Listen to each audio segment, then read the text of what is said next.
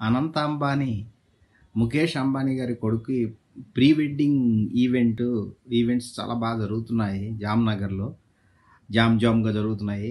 అక్కడ వీటితో పాటు మనకి ఏనుగుల గురించిన ప్రసక్తి వచ్చింది. అదే దాని గురించి ఈరోజు మాట్లాడదలుచుకున్నా. ముఖ్యంగా ఈ ప్రీ వెడ్డింగ్, ఈ పెళ్ళిళ్ళ గురించి కాదు.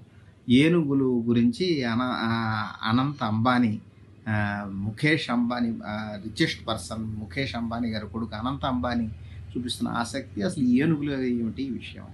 సరే, ఏనుగుల్ని అక్కడ ప్రదర్శించుతారున్నారు, అది కుదరదు అని కోర్టుకు కూడా ఎవరో వెళ్ళారు అనంత్ అంబానీకి వ్యతిరేకంగా. అది కోర్టు అతనికి వ్యతిరేకంగా తీర్పు ఇవ్వటం అదంతా జరిగిపోయింది.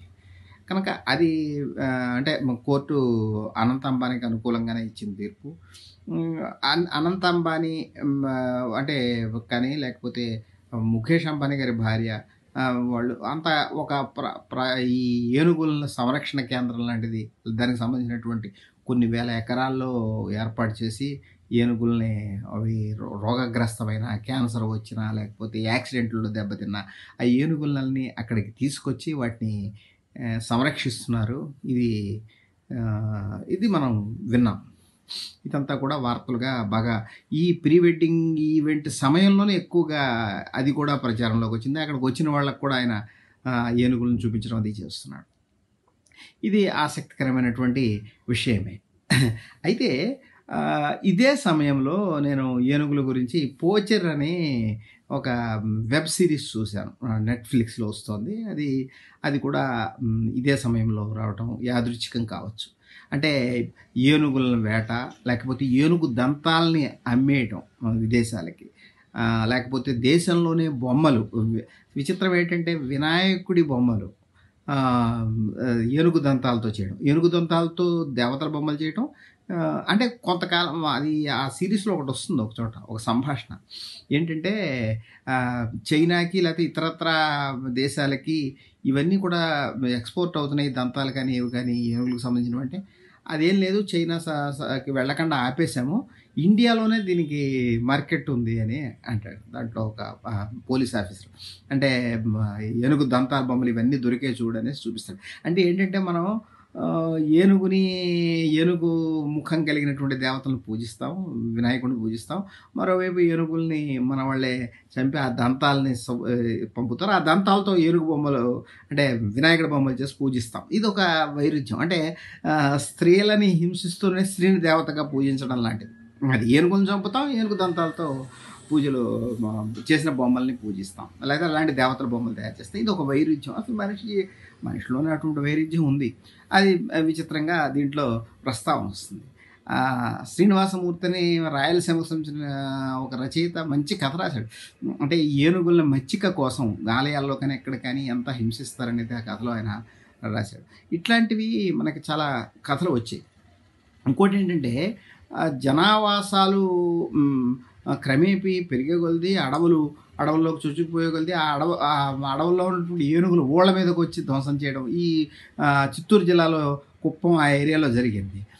అప్పుడు ఆ పంటలు నాశనం అయ్యడం, రైతులు చచ్చిపోవడం, తొక్కేసి ఏనుగులు తొక్కి ఏనుగులు విజృంభించి అది కూడా ఒకప్పుడు పెద్ద విషయంగా ఉంది. 84, 85 ఆ సమయంలో బాలగోపాలు అక్కడికి వెళ్ళి ఆ చిత్తూరు జిల్లాలో అక్కడ ఒక కంచి వేయాలి, రైతులకు నష్టం వస్తుంది కనుక ఒక ఎలక్ట్రిక్ కంచి వేసి ఆ ఏనుగులను ఆపాలని ప్రతిపాదన చేయడం పౌర హక్కుల సంఘం వాళ్ళు చేశారు. కానీ అసలు విషయం ఏనుగుల మనుషుల మీద ఏం కక్ష కట్టవు. అసలు జనావాసాలు పెరిగిపోతున్నాయి, అడవులు కొట్టేస్తున్నాయి. ఈ అడవులు కొట్టేయడం వల్ల అవి ఊళ్ళ మీదకి వచ్చేస్తున్నాయి. అట్లాగే కొన్ని చోట్ల ఏనుగులు ఆలయ ప్రాంతాల్లో ఎదురు తిరగడం కూడా జరుగుతుంది. అంటే వాటిని ఎక్కువ హింసించడం వల్ల, ఎందుకంటే వాటిని మచ్చిక చేసుకోవడం కోసం హింసించడం అనేది జరుగుతుంది. ఏనుగులో వైల్డ్ యానిమల్ కుక్కలా కాదు అది అందుకని ఇట్లాంటివి అవి ఎదురు తిరిగి జనాలను చంపేయడం అనేది జరుగుతున్నాయి. ఇలా ఊళ్ళలోకి వచ్చాడు. ఇది సరే, ఇదొకటి. అంటే ఏమిటంటే ఏనుగుల్ని ఉండే అడవులు తరిగిపోవడం వల్ల ఏనుగులకు వస్తున్నటువంటి నష్టం. అయితే ఆ విషయాల గురించి అనంత్ అంబానీ ఏం మాట్లాడలేదు. అసలు విషయం ఏంటంటే, సరే ఏనుగులకు రోగాలు వస్తే వాటికి వైద్యం చేయిస్తాము మేము, వాటికి అవి స్నానం చేయడానికి ఏవో స్విమ్మింగ్ పూల్ మనుషుల్లాగా ఏర్పాటు చేస్తామని బాగున్నాయి. కానీ అసలు విషయము అవి వైల్డ్ యానిమల్. వాటికి అడవులు ఉండాలి. అడవులలో విశాలమైన అడవులలో విహరించేవి. కుక్కల ఇంట్లో ఓ మూల ఉండలేవు.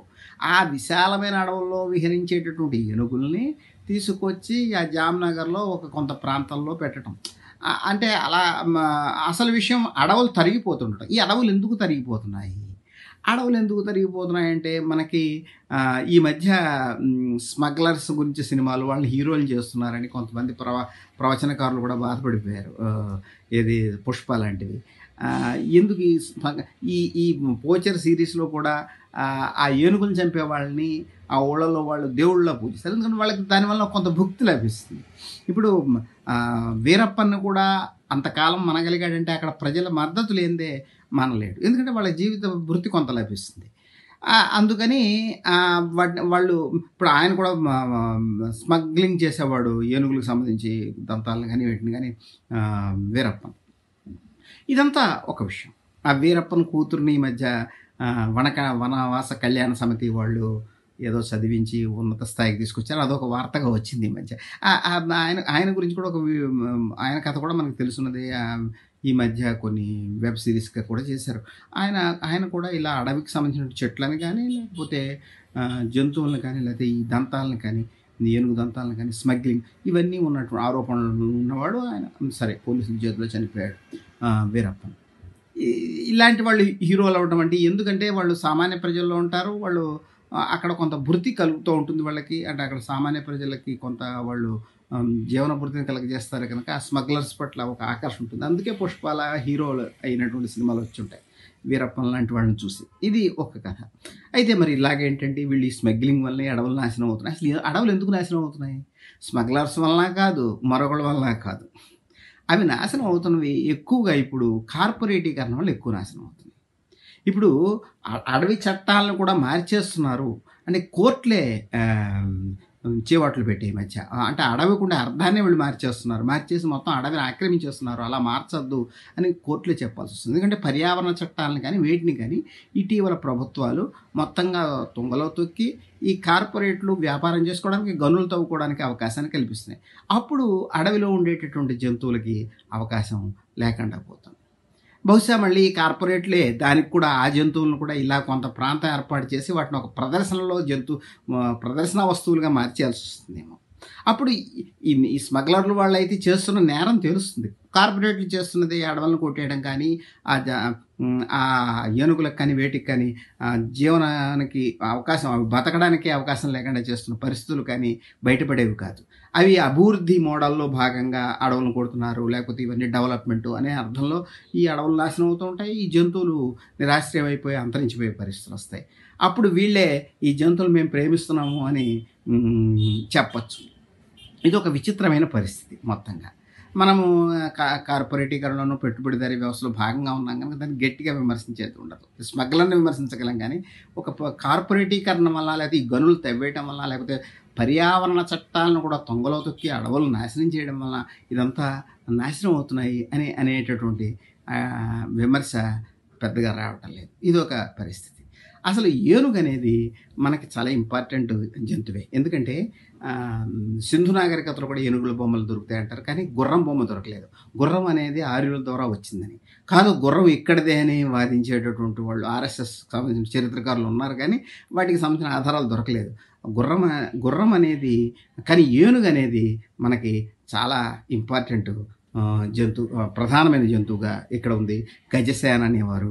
సరే, అశ్వం కూడా తర్వాత క్రమేపీ సింధు నాగరికత తర్వాత ఆర్యులు ఇక్కడికి, లేకపోతే ఎవరో విదేశీయులు రావడంతో ఆ గుర్రాలు రావడం అనేది వచ్చింది.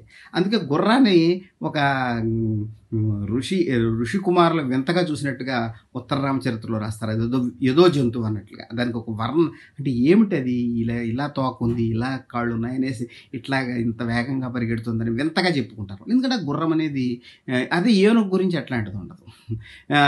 ఎందుకంటే ఏనుగు అనేది ఇక్కడ ఉన్నటువంటి ప్రధానమైన జంతువు.